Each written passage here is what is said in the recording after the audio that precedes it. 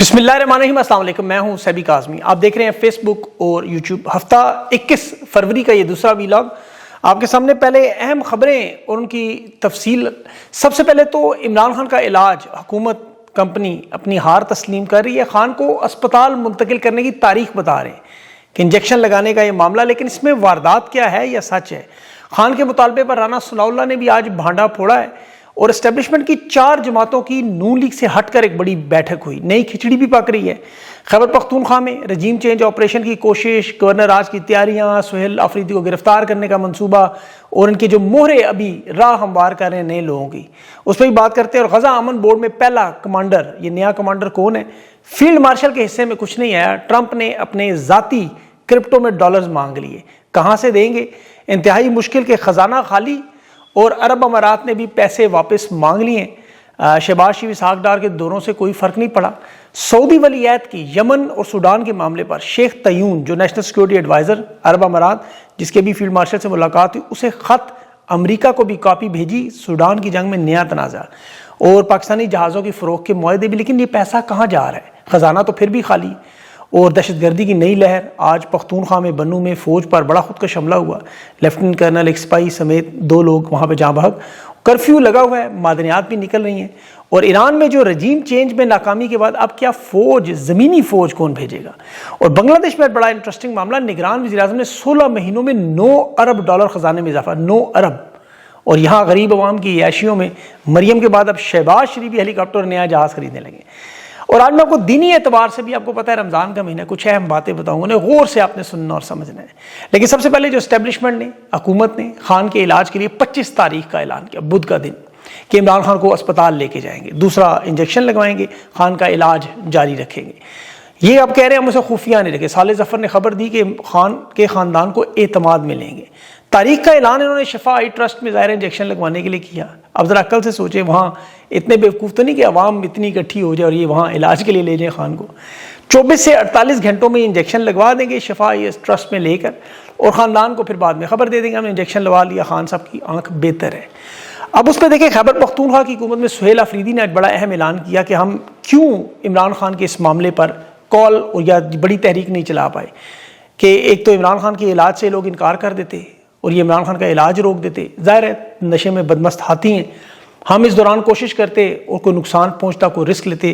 ہم اس لیے انتظار کر رہے ہیں کہ عمران خان کی آنکھوں کا یہ علاج کروا، جو انہوں نے یقین دہانیاں کروائی ہیں، یہ تینوں انجیکشن لگوا دیں، عمران خان کی آنکھ بہتر ہو، پھر ہم اپنا لائے عمل جو ہے وہ ان 27 دنوں میں تیار کر کے عوام کے سامنے رکھیں گے اور بھرپور طاقت سے، تیاری سے اپنا سیاسی حملہ کریں گے۔ اب اس دوران حکومت ظاہر ہے عمران خان سے ڈیل اور مذاکرات کے حوالے سے بھی کوشش جاری رکھے گی، جس میں ابھی رانا ثناءاللہ کے بیانات جو آپ نے دیکھے، جن کی روشنی میں وہ اپنے مطالبات کو دہرا رہے ہیں۔ 2 مرتبہ عمران خان کے سامنے منت سماجت، خود رانا ثناءاللہ اعتراف کیا، بلکہ وجہ بھی بتا دی کہ معاملہ پھنسا کہاں، 9 مئی اور 26 نومبر قتل عام کے جوڈیشل کمیشن پر۔ رانا ثناءاللہ نے کہا یہ خان کا ایسا مطالبہ تھا، اگر ہم یہ مان لیتے تو پھر ہم سب جیل میں ہوتے اور عمران خان باہر ہوتے، یعنی یہ کام انہوں نے اسی لیے نہیں کیا۔ اب ان کا جو مطالبہ ابھی مذاکرات کا اور عمران خان سے بات چیت کا، جس پہ ابھی ایم ایف ان کے غیر سرکاری ترجمان ہیں فوج کے، آپ کو پتہ ہے وہ کہہ رہا ہے ایسی کوئی ڈیل شیل نہیں ہوئی، کوئی بات نہیں ہوئی، 9 مئی کے حوالے سے معافی منگوانا چاہتے کہ ہمیں 9 مئی نہیں بھولتا۔ تو وہ 9 مئی تو واقعی پاکستانی قوم کو نہیں بھولتا۔ اس دن عمران خان کے گریبان پہ ہاتھ ڈالا گیا تھا، بے گناہ گرفتار کیا گیا تھا، تحریک انصاف سے زیادتی ہوئی تھی۔ تو قوم تو واقعی اس بدسلوکی کی معافی کا مطالبہ کرے گی جو ایک منتخب وزیر اعظم اور عوام سے ہوا۔ لیکن اب چونکہ تحریک انصاف دیکھیں کہ ایسے موڑ پر ہے کہ جس طرح ایک طویل جنگ میں ایک مرحلہ آتا ہے جس میں سپہ سالار کا کردار بڑا اہم ہے، سہیل آفریدی کا۔ آپ دنیا کی 4 بڑی جنگیں اٹھا کے دیکھیں جہاں لمبی لڑائی ہوئی، صفیں ٹوٹ گئیں، پسپائی ہوئی، کمزوری ہوئی، لیکن پھر وہ اکٹھے ہوئے منظم حکمت عملی سے اور پوری جنگ کا رخ بدل گیا۔ ابھی ہمارے سامنے دنیا کی 4 بڑی جنگیں موجود ہیں۔ اب دوسری جنگ عظیم میں آپ دیکھ لیں، سوویت یونین جرمن فوج کے درمیان ایسے ہوا، نیپولین نے بھی ایسی جنگ میں کیا، شمالی افریقہ میں برطانوی فوج میں ایسے ہوا، جب وہ مصر میں پہنچ گئے تو وہاں پسپائی ہوئی، پھر نئی سپلائی لائن منظم حکمت عملی سے انہوں نے بڑا حملہ کر کے جیتے۔ اسلامی تاریخ میں روم کی سلطنت میں ایسے ہوا، بڑی مشہور زمانہ جنگ، 3000 مسلمان تھے اور روم کی 1 لاکھ فوج تھی، مسلمانی جنگ جیتے۔ جنگ قادسیہ ایک بہت بڑی اسی طرح تاریخ ہے، اس میں پڑھیں آپ، مسلمانوں کی بڑی کمزور پوزیشن تھی لیکن حکمت عملی تھی، صبر تھا، اور پھر اس میں جنگ آخر میں جیتے آپ۔ اب تحریک انصاف کے پاس دیکھیں یہ رمضان کا جو مہینہ میں یہ اپنی طاقت یکجا کریں، ویسے بھی اسلامی مہینوں میں اس مہینے کی بڑی برکت ہے، اور یہ سہیل آفریدی کا بڑا امتحان بھی ہوگا، کیونکہ یہ کمانڈر ہے اس وقت، اور ان کے خلاف اسی لیے تمام سازشیں، اندرونی اختلافات بھی ہو رہے ہیں۔ ایک طرف طاقتور اسٹیبلشمنٹ سے مقابلہ ہے، جہاں آپ کو پتہ ہے پاکستان کی قوم کو بھی ان کے ساتھ کھڑا ہونا ہے، تو یہ وقتی پسپائی ان کو ضرور ہوئی ہے، لیکن میرے خیال میں ان کو بہت بڑا سبق حاصل ہو گیا ہے۔ اب انہیں ایک بڑی جیت اور فتح کی ضرورت ہے۔ اب دینی اعتبار سے آپ دیکھیں ان معاملات کو ذرا سمجھیں، کیونکہ رمضان کا مہینہ ہے اور اس مہینے میں ہمیں بہت کچھ سیکھنا ہوتا ہے، صبر بھی سیکھنا ہوتا ہے، مشکلات سے لڑنا سیکھنا ہوتا ہے، استقامت سیکھنی ہوتی ہے۔ اللہ کس طرح بلاتا ہے مشکل حالات میں، جب مایوسی کے سائے چھائے ہوں تو اس میں سے نکلنا کیسے ہے۔ کل میں نے آپ کو یوسف علیہ السلام کا ایک واقعہ بتایا، کیونکہ میں اسٹڈی کر رہا ہوں اسلامی دن۔ یونس علیہ السلام کا میں نے آج واقعہ پڑھا۔ یہ ان 25 نبیوں میں سے جن کا ذکر قرآن میں بڑا واضح طور پہ ہے، نبی نہیں بلکہ یہ رسول تھے، پیغام لانے والوں میں، اور ان پر تکلیفیں اور پریشانیاں آئیں تو انہوں نے کیا کیا، ان پر بھی قید آئی، بلکہ ایک ایسا وقت آیا کہ اللہ کے نبی بھی دل برداشتہ ہو گئے تھے، ناراض ہو گئے تھے۔ سورہ انبیاء میں آپ پڑھے، اللہ نے انہیں کہا کہ آیت ہے کہ مچھلی والے کو یاد کرو جب ناراض ہوئے، تو پھر اللہ نے کیا حکم دیا۔ اب یونس علیہ السلام بنی اسرائیل کے نبیوں میں سے، ان انبیاء میں سے ہیں جن کا جو نسب ہے وہ حضرت ابراہیم علیہ السلام تک پہنچتا ہے۔ قرآن پاک میں ان کا نام لے کے ذکر کیا، سورہ الانبیاء میں ان کا ذکر ہے کہ یونس علیہ السلام کو اللہ نے قوم نینوا میں جب بھیجا، جو عراق کے شہر موصل کے قریب ایک پرانا قدیم شہر ہے۔ اب قوم نینوا جو شرک کرتے تھے، نافرمان تھے، یونس علیہ السلام اللہ کی راہ میں انہیں بلاتے تھے، پیغام دیتے، وہ نہیں مانتے تھے، مسلسل انکار کرتے تھے۔ یونس علیہ السلام اپنی قوم سے مایوس ہوئے کہ اتنی محنت کی اور یہ ایمان نہیں لا رہے ہیں۔ اس وقت مسلسل سمجھاتے رہے کہ دیکھو ایمان نہ لائے تو عذاب آ جائے، لیکن قوم نہیں مانی۔ یونس علیہ السلام کو جب یہ سمجھ آ کہ عذاب یقینی ہے تو پھر انہوں نے اپنی قوم کو ایک مدت بتائی، عذاب کی دعا نہیں کی، یہ باقاعدہ ان کی نافرمانی سے تنگ تھے۔ جب انہیں یقین ہوا کہ یہ نہیں مانیں گے تو پھر وہ ان لوگوں سے ناراض ہو کے وہ شہر چھوڑ گئے۔ اچھا، اس پہ اللہ کا واضح حکم نہیں تھا، ذرا اس بات پہ غور کیجیے گا کہ مسلسل جد و جہد کے بعد جو وقت آتا ہے انسان تنگ ہو جاتا ہے۔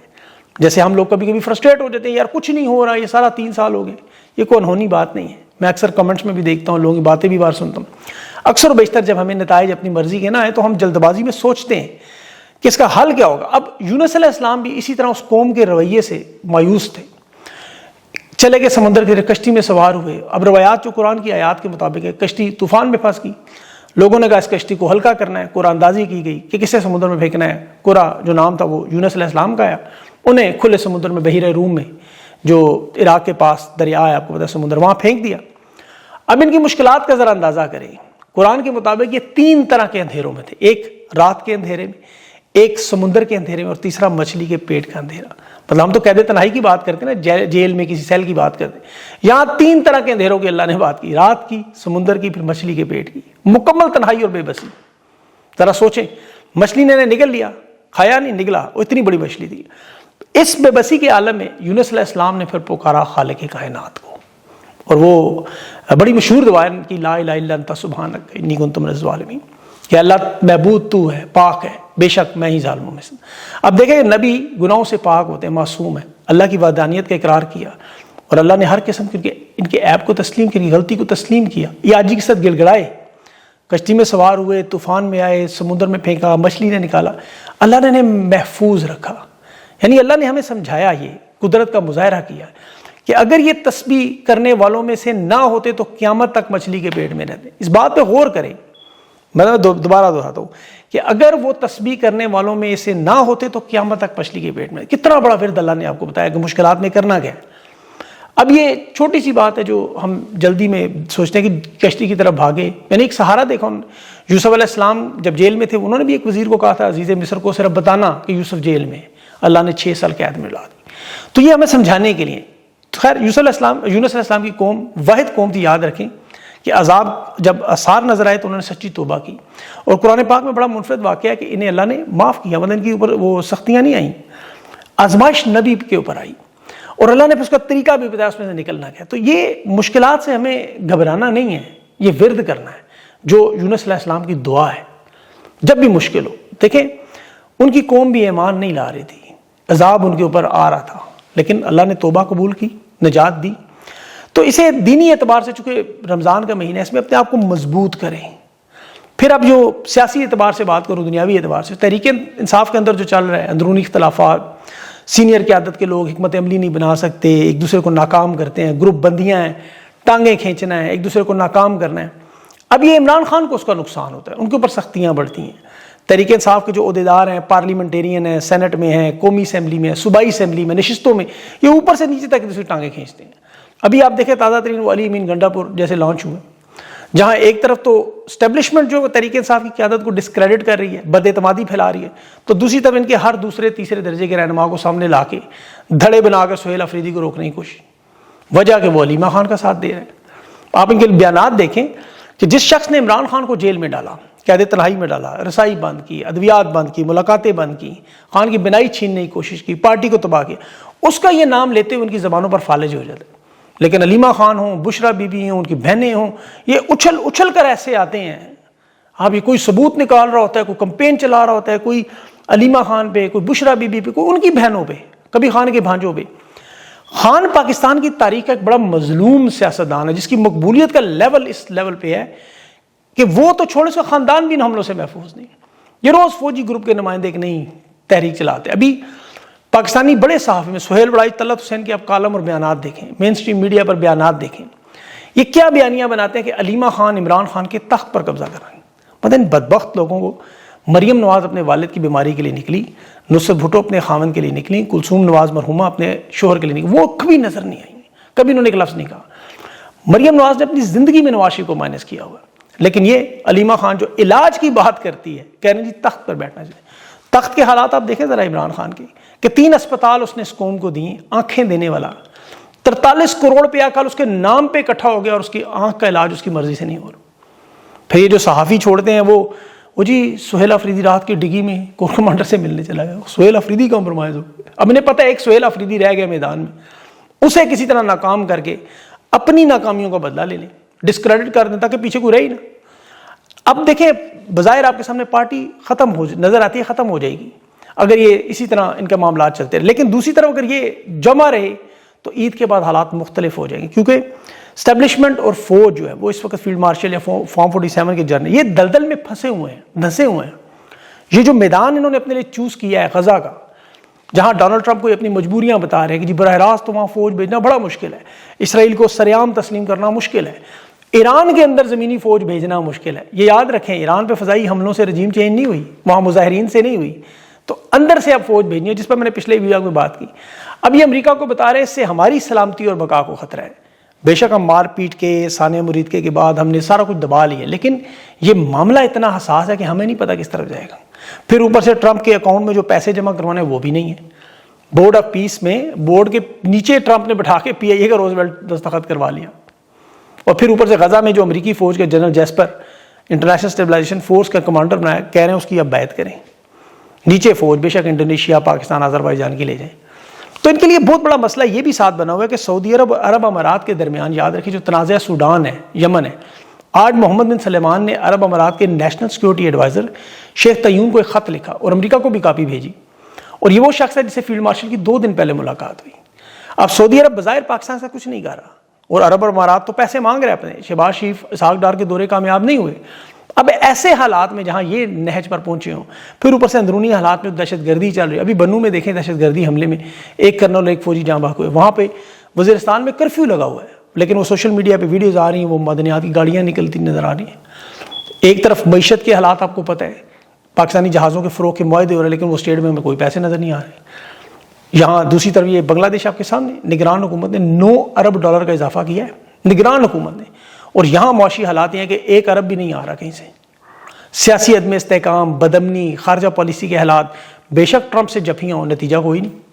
پورے ایشیا میں ہماری سرمایہ کاری سب سے نیچے، کرنسی پاکستان کی پورے ایشیا میں افغانستان سے بھی نیچے، بے روزگاری، غربت، بھوک اور بے تحاشا اضافہ. اس میں کوئی ایک ادارہ بھی اس وقت کنٹرول میں نہیں، بہتری میں نہیں. اور یہ حکمران اپنا آخری اقتدار سمجھ کے لوٹ مار کی تاریخ بنا رہے ہیں. مریم نواز نے 11 ارب کا جہاز لیا تو شہباز شریف نے کہا میں بھی اب جہاز اور ہیلی کاپٹر خریدوں گا، نیچے جو ان کو گاڑیاں دے دیں گے. پاکستانیوں پر ابھی بجلی گیس کے نئے بل کے عذاب آئیں گے. تو یہ کنٹرول کرنا بڑا مشکل ہے. ایسے میں کوئی سیاسی مہم شروع ہو موسم بدلنے کے بعد وہ نتیجہ خیز ہی ہوتی ہے. اب تحریک انصاف کے ساتھ واردات نہ ہوئی اور اوورسیز پاکستانی دیکھیں اپنا کردار ادا کر کے. اب یہاں پہ اگر اوورسیز پاکستانی دیکھیں سفارتکاری، جیسے ابھی آسٹریلوی کیپٹن کرکٹر گریگ چیپل نے کی، جو تحریک انصاف اور اوورسیز پاکستانی بڑے عرصے سے لابنگ کر رہے ہیں، یہ اس نے مفت میں کی لابنگ. گریگ چیپل نے دنیا کے 20 بڑے کرکٹ کپتانوں سے اس نے رابطہ کیا، انہیں اس اپیل پر تیار کیا، 14 کیپٹنز کے دستخط کے ساتھ، بڑے ناموں کے ساتھ جو اپنے ممالک میں بڑے بڑے اعزازات، بڑا نام ہے، جن کی کتابیں آٹوگرافی میرے پاس بھی پڑی ہوئی ہیں، ان کی تصویریں آپ کو پتہ ہے۔ مجھے یاد ہے بلکہ پی ایس ایل میں نے ایک چھوٹی سی سٹیٹمنٹ لینی تھی آسٹریلین کرکٹر سے، انہوں نے انکار کر دیا کہ کیمرے پر ہم نہیں کر سکتے۔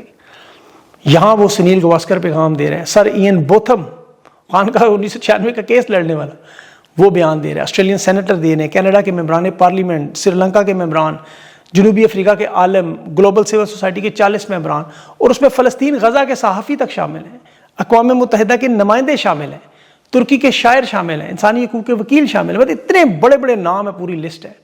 تو پوری دنیا میں آواز اٹھائیں، اپنا حوصلہ بلند کریں، اس نظام میں یقین کریں، اس حکومت کو 4 سال آپ کے سامنے ہو چکے ہیں، بیٹھ جائے کسی دن خود ہی حساب کتاب کریں۔ ابھی تو ان کے لیے حکومت میں ابھی تک یہ سمجھ نہیں آ رہا کس جماعت کو لینا ہے کس کو نہیں، صوبے بھی بنانے ہیں، ایسی ایسی جماعتوں سے رابطے ہو رہے ہیں جن بیچاروں کے نام بھی نہیں ہمیں پتا۔ تو یہ اب جو اس وقت ظاہر ہے ڈنڈا ان کے سر پہ موجود ہے، آشیرواد موجود ہے، اور وہ ہٹتا ہے، جس طرح سپرنگ کتنی دیر تک رکتا ہے۔ تو یہ ساری باتیں جو میں آپ کو بتا رہا ہوں، اس میں آپ کا حوصلہ اور امید کے لیے اپنا حوصلہ اکٹھا رکھیں، سیاسی پرامن جدوجہد پہ یقین رکھیں، اپنی طرف سے کوشش کریں، نتیجہ اللہ پہ چھوڑا کریں۔ ہر چیز کا نتیجہ ہمیں نہیں چاہیے ہوتا، خود کچھ کام اللہ پہ بھی چھوڑنے دیں، آپ کا کام ہے کوشش کرنا۔ یہ جو لوگ اس وقت اختلافات میں لگے ہوئے ہیں، اس کی ٹانگیں کھینچنا، ٹھیک ہے آپ کو ناکامی ہوئی، بری طرح ناکامی ہوئی، مان لیں اس چیز کو، خیبر پختونخوا اس میں نہیں جانا چاہیے تھا، دھرنا نہیں دینا چاہیے تھا، یہ 4-5 لوگوں نے غلطی کی، لیکن اب اس کو موونگ فارورڈ کچھ تو کرنا ہے، یا اسی لکیر کو ہم پیٹتے پیٹتے رہ جائیں گے۔ پھر اس تحریک کو ختم نہ ہونے دیں، کیونکہ یہ تحریک جڑی ہے عمران خان کے نام سے، جو خان کی قربانی ہے، اور جب تک عمران خان سرنڈر نہ کرے، میں نے آپ کو پہلے بھی کہا، آپ اس کا سوچیے گا بھی نہیں، تو کوشش کریں، جان ماریں، جو لوگ موجود ہیں میدان میں ان کے ٹانگیں مضبوط کریں، باقی اللہ پہ بھروسہ کریں، اپنا اپنا کام ایسے کا کریں۔ جو لوگ پوسٹیں کرتے ہیں، ٹویٹس کرتے ہیں، اب تو سوشل میڈیا فائر وال ہٹ گئی ہے، خیر یہ بھی واردات ابھی مجھے نظر آ رہی ہے، اس کی تحقیقات کر رہا ہوں، لیکن اگر ہٹی ہے، آپ کو یہ نظر آ رہا ہوگا، پھر سب لوگوں کو یہ کھولے چینل دیکھیں، اگر آپ کو نظر آ رہا ہے تو اس کا مطلب ہٹ گیا، نہیں ہوا تو پھر ظاہر ہے نہیں ہٹی۔ کوشش اپنی کریں، انسان کا کام یہ ہے۔ اپنا خیال رکھیں، مجھے اگلے ویڈیو تک کے لیے اجازت دیں، اللہ حافظ۔